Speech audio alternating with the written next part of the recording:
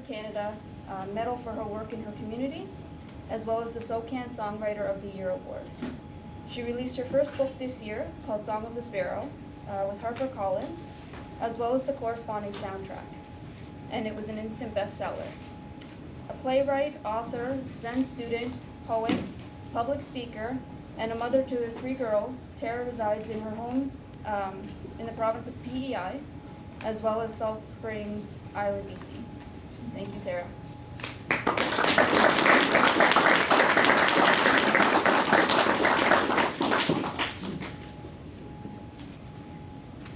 Hi. Oh, that was amazing. I'm so moved right now. It's so funny, just as I was printing this out, I looked at my phone and Instagram, and Dr. Gabor Mate was on there, and he said, trauma isn't what happened to you, it's what happened inside you of a result of what happened to you. It's like, thanks, Instagram. I'm going to start my talk that way. So I'm really grateful to be here. I've been fascinated by the work of the Gatehouse for years.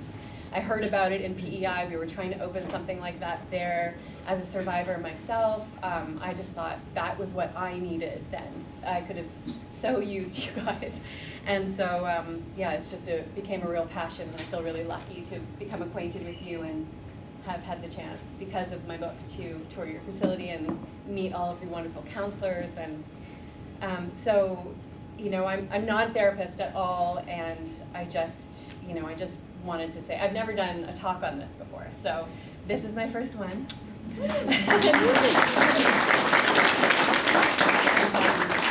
And you know, as you said, you know, we all handle trauma differently, so I can only share the way that I transformed trauma into triumph.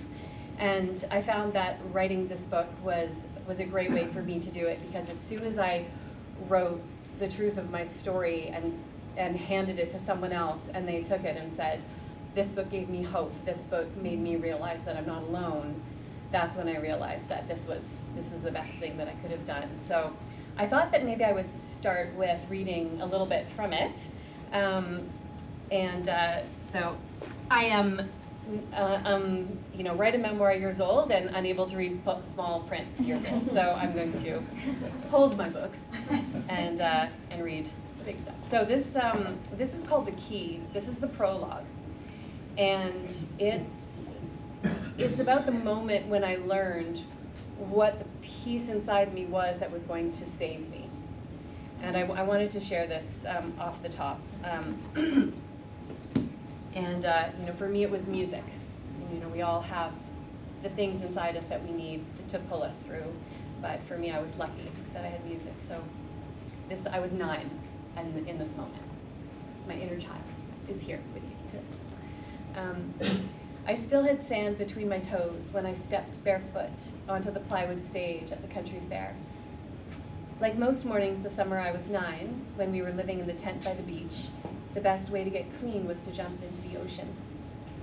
The waters of the Gulf Stream that flow around Prince Edward Island were as warm as a bath some days.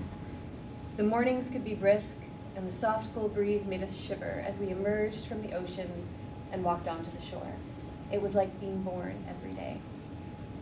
Our bathing suits were hung on the tent lines to dry, and inside, the constellations of mosquitoes on the nylon ceiling were fat and full from feasting on a night of children. So many children. At the time, my mother had 3 of her own, and her new boyfriend, Izzy, had 4 boys from previous relationships. They were often around, our little scavenger wildling brothers. We had no money, but we had each other, and we had the Atlantic Ocean. But to be honest, I wasn't a huge fan of my mother's boyfriend.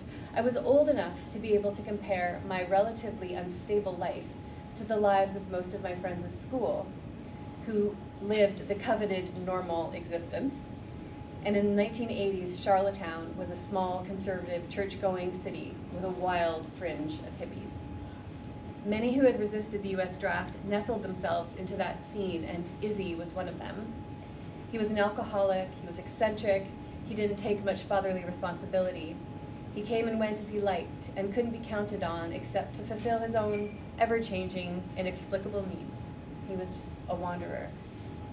We lived in what we could afford at the time: a cabin, bus, tents, shabby country homes, other people's houses. Food was often scarce. And if we didn't have money for gas, we would hitchhike. But the biggest thing for me was I didn't think he deserved my beautiful mother, and she would be pregnant before we knew it, I was certain. Mom was the most exquisite, talented, and brilliant human being that had ever existed, and she was a queen in my eyes, as most mothers are to their daughters at that age. What was she doing with this clown?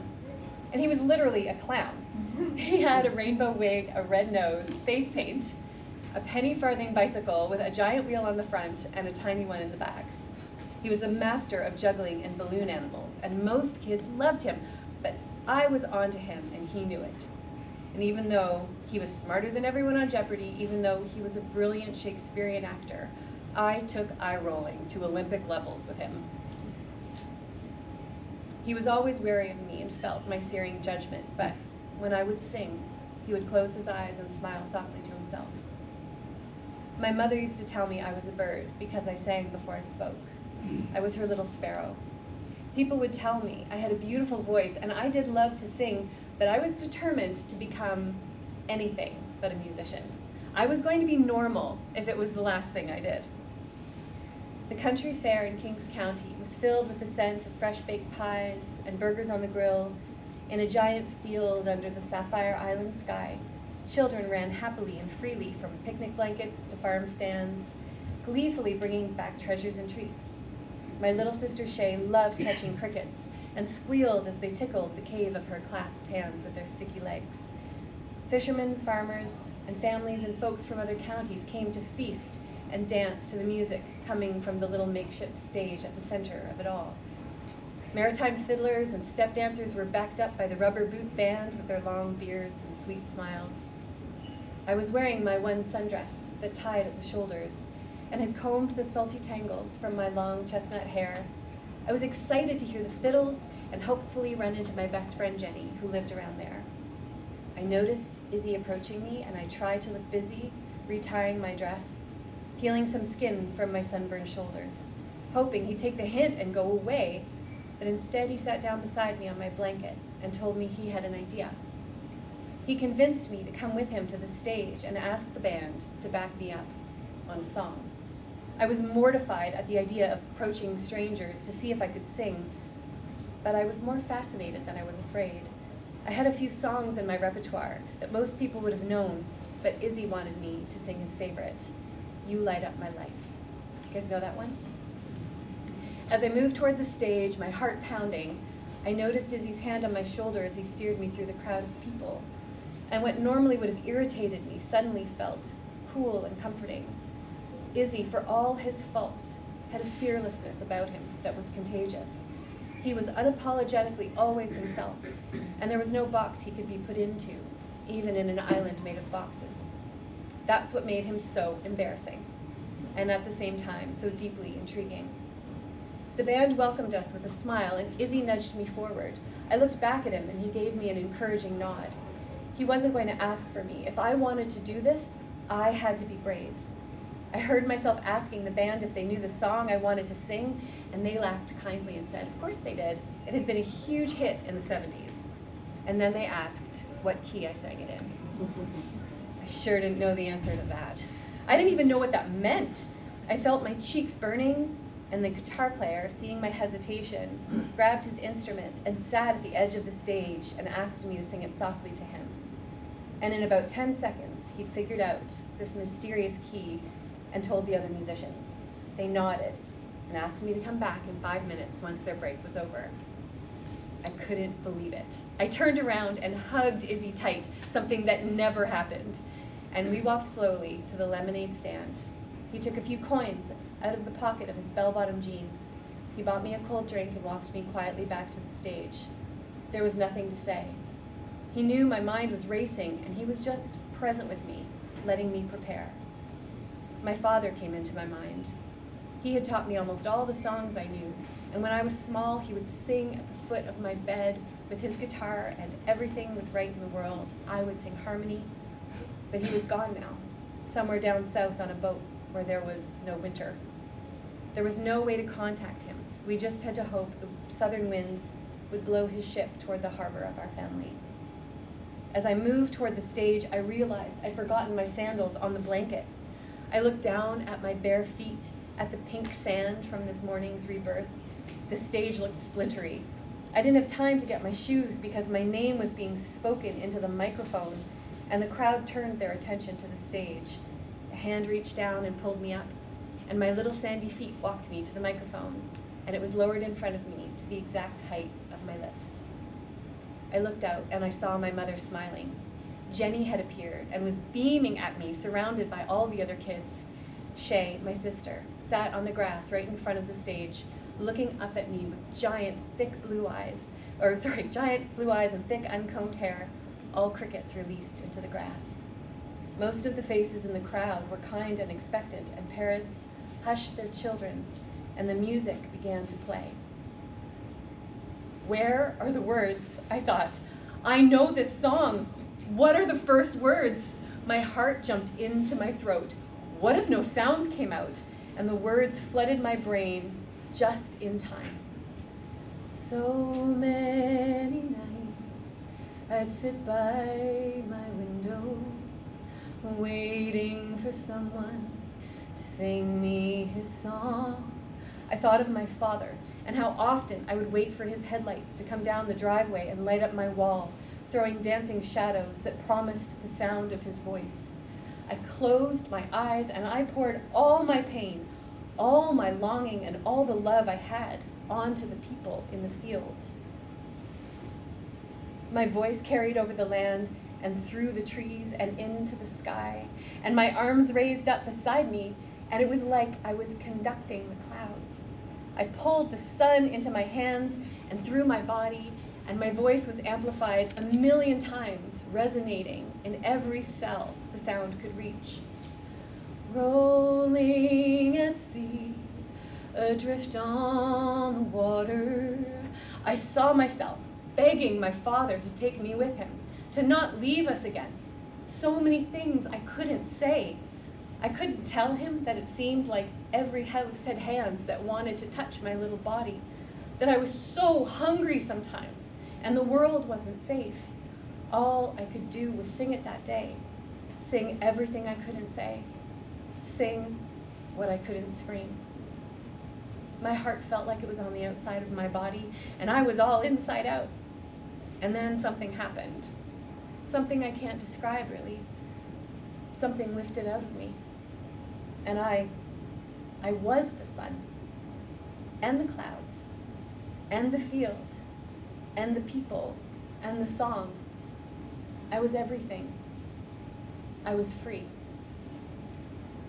My mother always said that faith is simply knowing a little bit of light can illuminate the darkest room.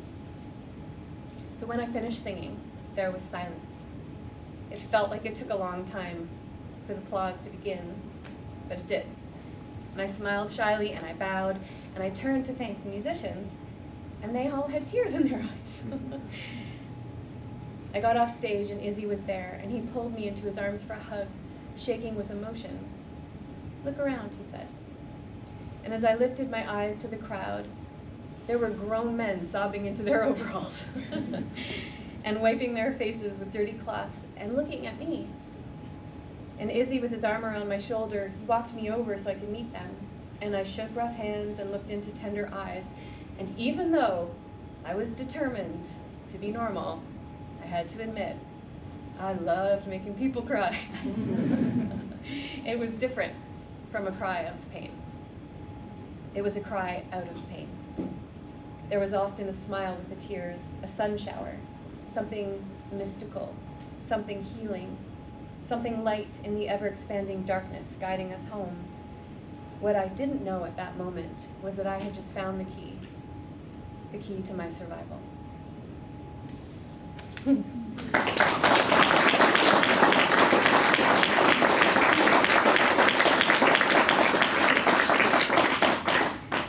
Thank you. So I just did a tour across Canada, playing songs from that, and it was a really incredible thing. We had sexual assault centers from every city come out and, give out their pamphlets and talk and do a talk at the beginning of every show.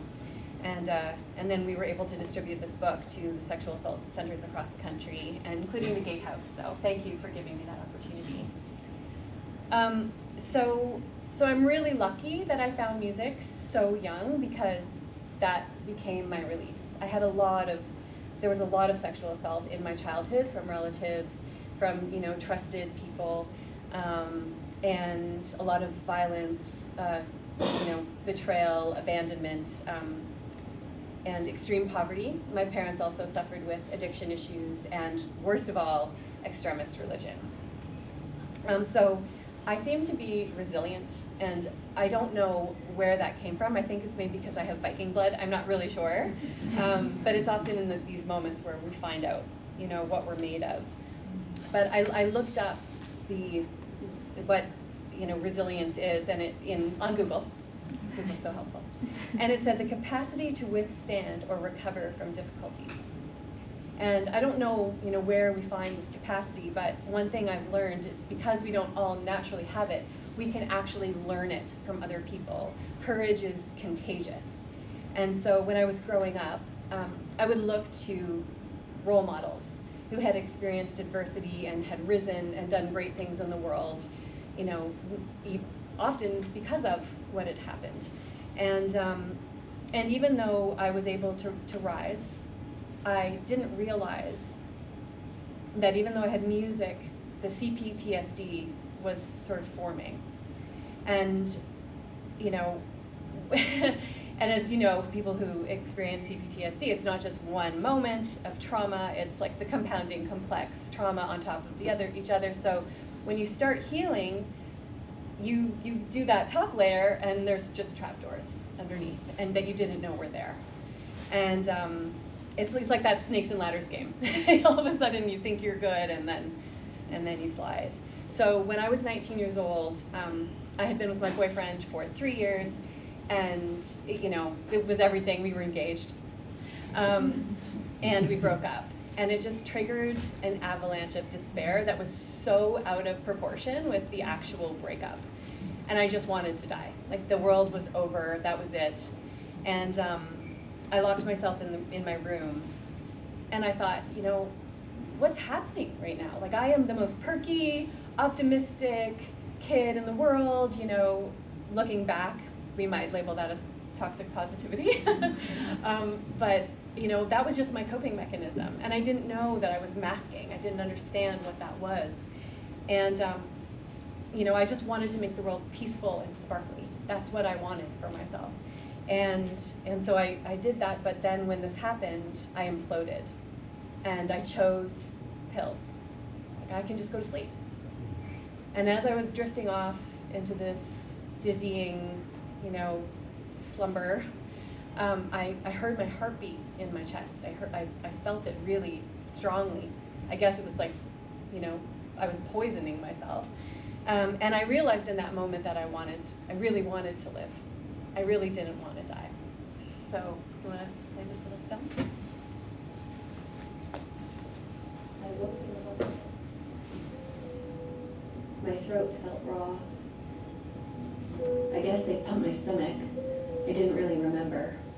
I just wanted the pain to be gone. That first night, my sister Shay came and crawled into the tiny hospital bed with me. She hadn't realized that behind my cheerful smile was a lightning storm. We laughed and we sang. She cried and told me to never leave her again. She was the big spoon for hours. The next day, my IV pole and I went for a walk through the halls, my bare feet on the polished floors, my little gowns tied closed in the back. I looked at my blurred reflection on the blank TV screen in the sitting room. I was standing in the middle of my own demolition, but at least I was standing. As long as I had hands, I could serve. As long as I had a heartbeat, I had a voice. The night I got home from the hospital, it was raining. I laid down on the ground in the backyard and looked up at the sky. I was dirty, wet, raw, alone. 19 years old, a seedling. but I had the understanding that I was on the precipice of something. I was burrowing deeper, chasing the darkness down. Visions began to flash through my mind of looming shadows, phantoms, and I felt a sharp bitterness come from my chest, into my throat and out of my mouth. My heart banged into my ribs like a prisoner screaming for water, running a cup along the bars. All I could do was be with it. Let it go. Be with it. Let it go. Be with it. Let it go. And then, peace. Another key. I was just a girl lying on the ground. The sounds just of leaves rejoicing with the raindrops. Car driving through puddles, the ducks in the pond. It was just another moment spinning around the sun on a little blue speck. A human in its natural habitat, learning how to get to the other side of suffering, coming alive. I walked into the house, soaked, and went straight to my guitar in my room.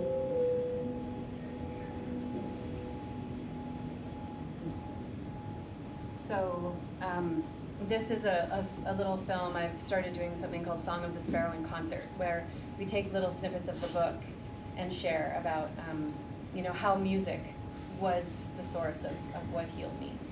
And that guitar became my sword and my shield. And whenever things got really dark, I would reach for it.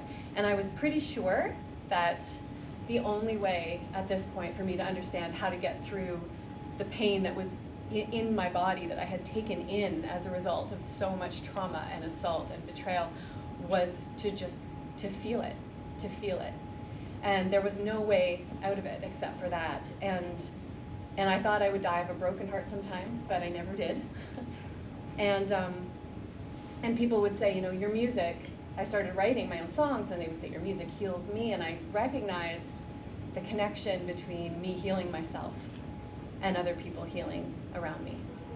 And I thought, there's nothing I can handle. I've got this sussed, I've got it. And then my sister was killed. And I thought, okay, that's it. She was really my closest friend and my everything and my best friend. And that grief was so profound that I didn't know if I would ever recover. And my mother had been sober for 10 years.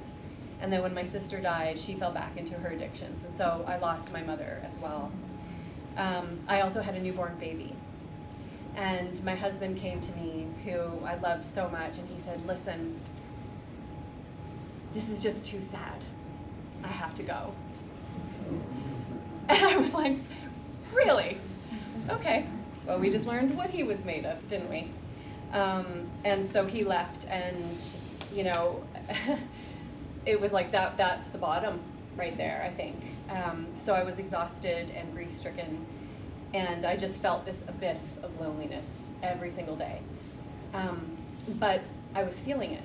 I had that understanding that no matter how uncomfortable it was, if I felt it, I could bear it somehow.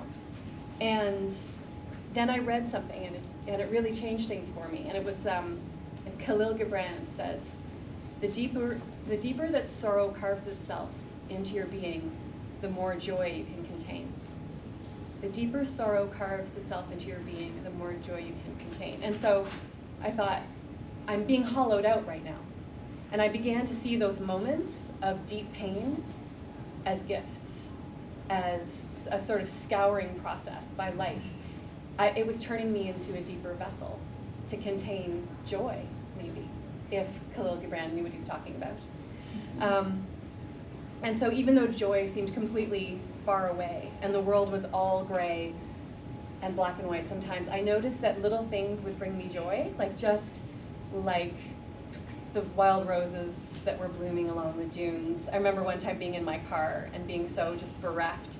And this little old lady walked across the street, and she was, painfully slowly going across the street, and she was quite bent over, but she was wearing this purple Chanel number with these little, chunky heels, and I'm like, yes, that, she is living, and it made me laugh.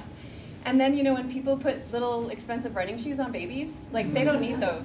That made me laugh. Like, I just noticed the things that brought me joy. And I had an amazing support system as well. And I would reach for my guitar when it got too dark. And I would string together these moments of beauty into like a little rosary or a mala. And I could revisit them when I needed them.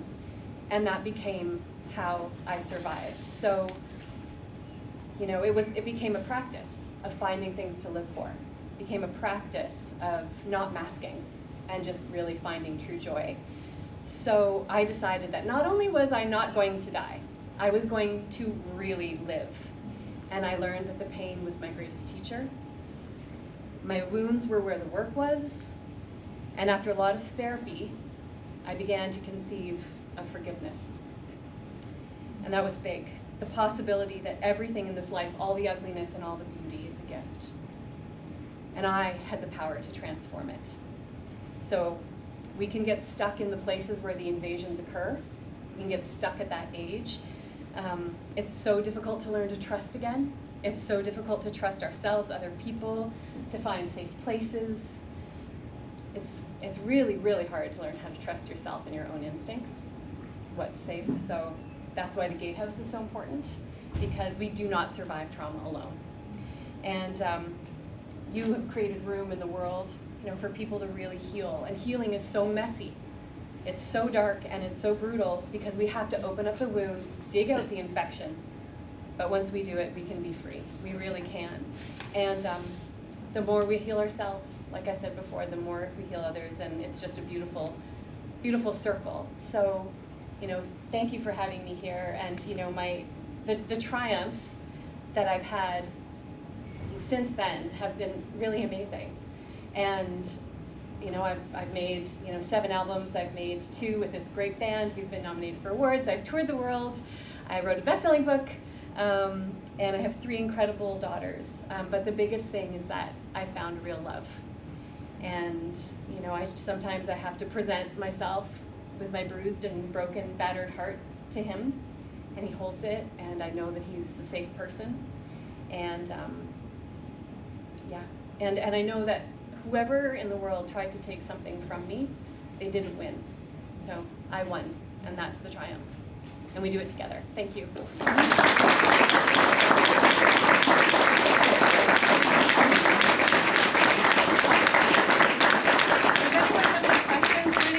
Does anyone have any questions at all?